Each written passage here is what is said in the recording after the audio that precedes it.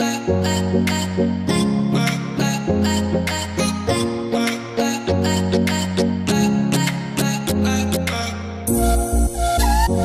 Blogging का ख्याल 2017 में आया जब मुझे यूनिवर्सिटी से एक प्रोजेक्ट मिला और वो काफ़ी लोगों को काफ़ी पसंद आया, तो उसके बाद ही जर्नी का आगाज़ हुआ।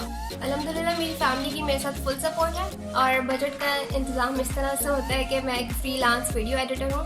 मैं प्रोफेशनली 4 साल से वीडियोज़ एडिट कर रही हूँ।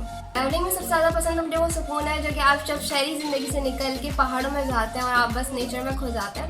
वाक़यात तो खैर बहुत सारे हैं जिनको मैं कभी नहीं भूल सकती, लेकिन मुझसे एक वाक़या ये है कि जब मैं अपने फर्स्ट ट्रिप पे गई थी और वो मेरी यूनिवर्सिटी का ट्रिप था और जब हम लोग बाबूसर पे थे उस टाइम पे बाबूसर इतना क्राउडेड नहीं होता था और वहाँ पे बिल्कुल बादल नीचे आए हुए थे और मैं उस जगह को छोड़ना नहीं चाहती थी, लेकिन हमें जो डेडलाइन दी हुई थी कि हमें 30 मिनट्स के अंदर अंदर जो है वो बस में वापस जाना था।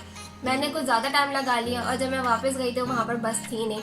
मैं बिल्कुल नहीं डरी, बल्कि मैं उल्टा दुआ करने लगी कि अल्लाह करे ये लोग मुझे छोड़ के चले गए ताकि मैं यहाँ पर और टाइम स्पेंड करूँ, लेकिन अनफॉर्चुनेटली वो लोग वापस आके काफ़ी डांट भी पड़ी। ट्रैवल ब्लॉगिंग करते हुए सबसे ज़्यादा आपको इस बात का ख्याल रखना है कि आप ब्लॉगिंग के चक्कर में अपने मोमेंट्स को मिस ना करें, आप अपने हर मोमेंट को भरपूर तरीके से इंजॉय करें।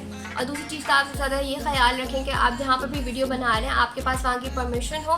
अगर वो जगह रिस्ट्रिक्टेड हो तो आपके पास परमिशन लेटर हो वहाँ का। बाकी अगर आप किसी भी वहाँ के लोकल्स की वीडियो बना रहे हैं तो उनसे उनका कंसेंट लेना ज़रूरी है।